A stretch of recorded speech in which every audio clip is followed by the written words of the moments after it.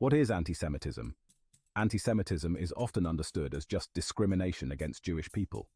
While that's true, this view misses the bigger picture.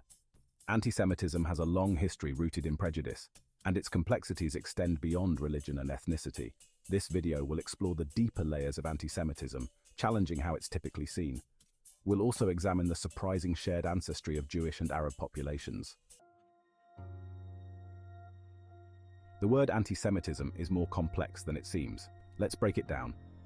Anti means opposition, and Semite refers to people who speak Semitic languages.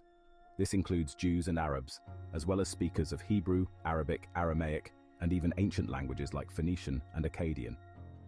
Technically, anti-Semitic could describe hostility towards any of these groups. However, most dictionaries, like the Oxford English Dictionary, define anti-Semitism more specifically. It refers to prejudice and discrimination against Jews based on religion, culture, or ethnicity. This narrower definition raises a question: why the shift? Historically, the term encompassed a broader range of Semitic groups. Furthermore, reducing anti-Semitism solely to a form of religious or cultural prejudice overlooks its insidious ability to morph and adapt. Throughout history, it has donned various masks, from religious bigotry to economic scapegoating, from racialized caricatures to political manipulation.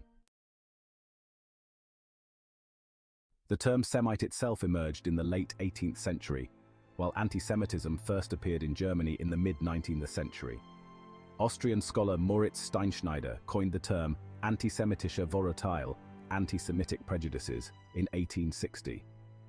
He did this to challenge the racist ideas of French philosopher Ernest Renan, who believed the Semitic race was inferior to the Aryan race. Ironically, the terms anti-Semiton, anti-Semites, and antisemitismus, antisemitism, gained popularity in Germany after 1879.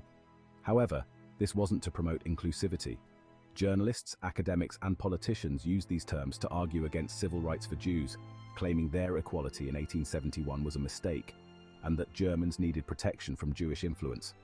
However, with rising discrimination against Jews, especially in Europe, anti-Semitism was increasingly used to condemn prejudice specifically against Jews. As the Jewish community used the term more, its meaning gradually shifted. Over time, anti-Semitism came to refer mainly to anti-Jewish bigotry, even though it originally encompassed a broader group. Scholars like Barry Kosmin and Shlomo Sand have proposed alternative terms, such as Judeophobia, to describe general hatred towards Jews. Manfred Gerstenfeld argues for anti-Israelism, while some conferences like anti-Jewish and anti-Muslim racisms and the question of Palestine-Israel discuss these biases in the plural. However, anti-Semitism remains the dominant term for Jewish prejudice.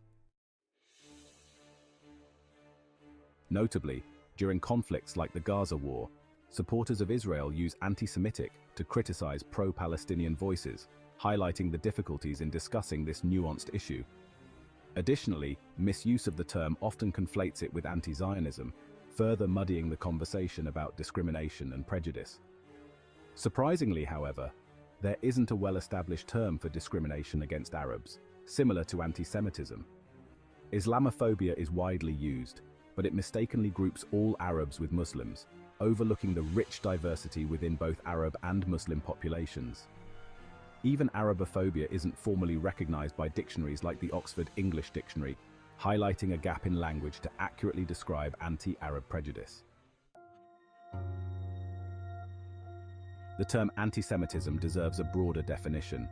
While traditionally seen as prejudice against Jews, the term itself goes beyond its conventional definition, encompassing discrimination against any Semitic group. Its roots point to a shared history between Jewish and Arab peoples. This challenges the idea that anti-Semitism solely targets Jews.